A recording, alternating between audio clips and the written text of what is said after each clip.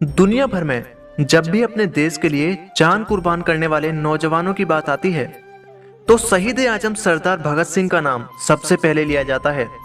और हो भी क्यों ना, केवल 23 साल की उम्र में जिस समय हमारे यहाँ बच्चे कॉलेज की पढ़ाई पूरी कर रहे होते हैं, उस उम्र में उन्होंने अपने विचारों और अपनी देशभक्ति के दम पर अंग्रेजी सरकार की जड़ें हिलाकर रख दी थी। आज भारत में ही नहीं, दुनिया भर में नौजवान शहीद भगत सिंह के जीवन से प्रेरणा लेते हैं और उन्हें अपना आदर्श मानते हैं। भगत सिंह जैसा बनना कोई आसान काम नहीं है। इसके लिए हमें उनके बचपन को समझना बहुत जरूरी है। उनके बचपन से जुड़ा हुआ एक बहुत मशहूर किस्सा है जो हर बच्चे को जानना और समझना जरूरी है। यही किस्सा हमें यह बताता है कि देशभक्ति का भाव हमारे अंदर सिर्फ बड़े होकर नहीं आता, बल्कि बचपन से ही इसका होना कितना जरूरी है। एक बार की बात है, भगत सिंह के चाचा घर में एक बंदूक लेकर आए। उन्होंने अपने चाचा जी से पूछा कि इससे क्या होता है। चाचा जी ने बताया कि वे इससे अंग्रेजी हुकूमत को दूर भगाएंगे। कुछ दिनों बाद जब भगत सिंह अपने चाचा के साथ खेतों में काम करने गए तो देखा कि उनके चाचा वहां एक आम का पेड़ लगा रहे थे।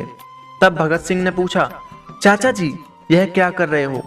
उन्होंने कहा, मैं आम का पेड़ लगा रहा हूँ जिस पर बहुत से आम लगेंगे और हम सब खाएंगे। थोड़ी देर में चाचा का ध्यान बालक भगत सिंह की ओर गया। उन्होंने देखा कि बालक भगत सिंह छोटी छोटी लकड़ियां खेत में गाड़ रहा था। चाचा जी ने पूछा, तुम खेत में ये क्या गाड़ रहे हो? चाचा जी ने सोचा होगा बच्चे का जवाब आएगा कि मैं खेल रहा हूँ, लकड़ियां गाड़ रहा हूँ। लेकिन बच्चे का उत्तर सुनकर वे और पीछे खड़े परिवार के बाकी लोग सभी हैरान रह गए। भगत सिंह ने कहा था, मैं बंदूकें बो रहा हूँ। चाचा जी ने फिर पूछा, तुम जानते हो इसका मतलब क्या है? भगत सिंह ने बोला, मैं जानता हूं कि हमारा देश गुलाम है और हमें आजादी के लिए अंग्रेजों से लड़ने के लिए बहुत सारी बंदूकों की जरूरत पड़ेगी, इसीलिए मैं बंदूकें बो रहा हूं। जब बहुत सारी बंदूकें होंगी तो हम सब अंग्रेजों से लड़ेंगे और उन्हें अपने देश से भगा देंगे।